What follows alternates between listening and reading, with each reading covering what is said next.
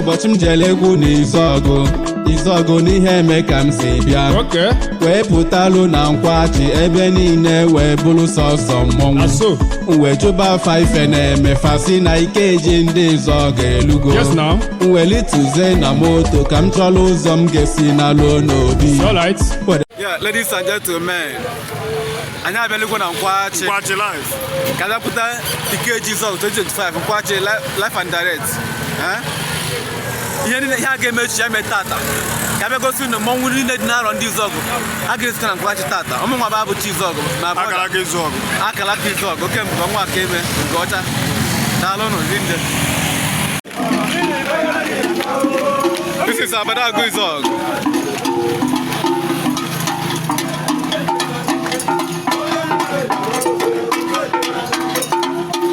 Abadagu Izọgụ arriving in Nkwachi 2025.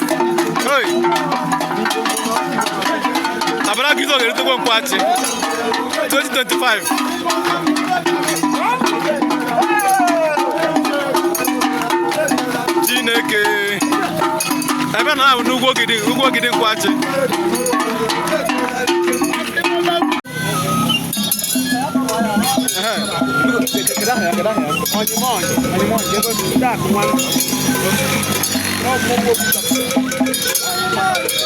Onyemonye akọwata unu gosi live and direct Nkwachi 2025. Ihe kwe ka a na-eme Onyemonye oke mmọnwụ. Hey! Akọwata akụmụ ịgba. Hey! Izọgụ nwere ife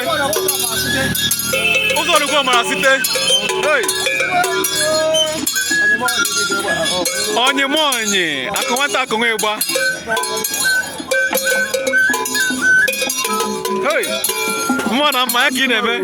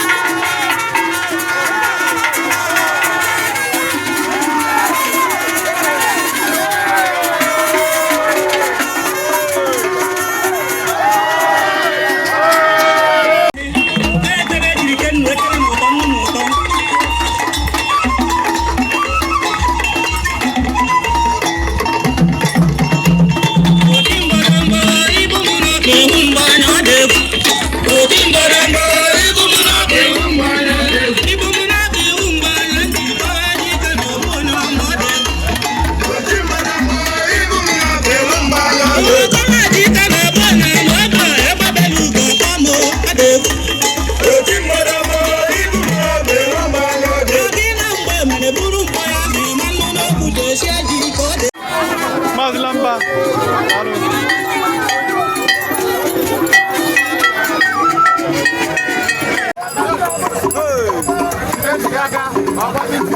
Omeka afọ n'anya Ojukwu Ngene 2025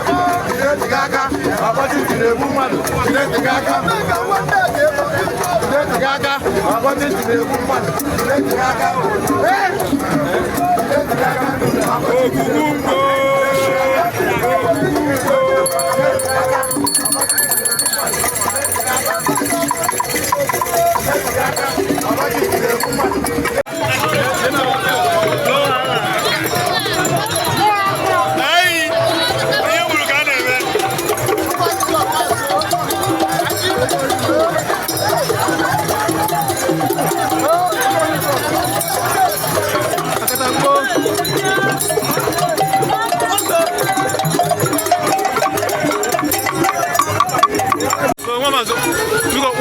fage, gwa ya fage first.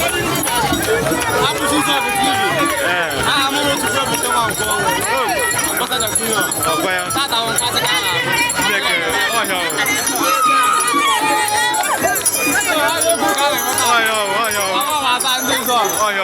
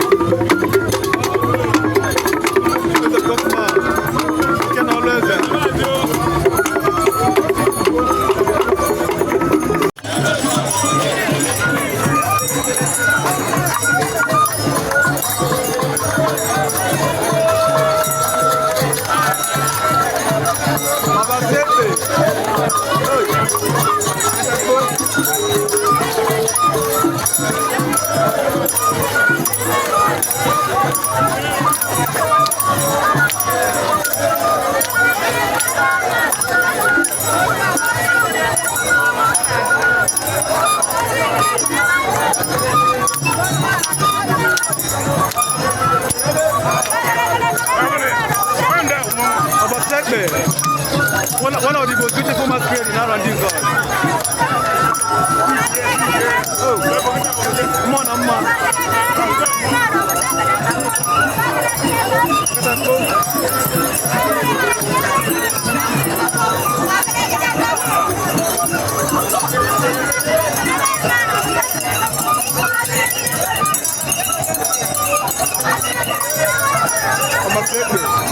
Go back here, move, go down.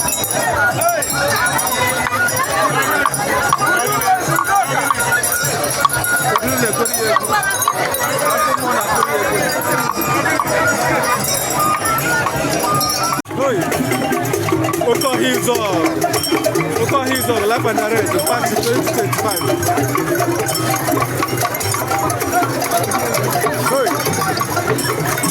Oko Hills on, Akatanko.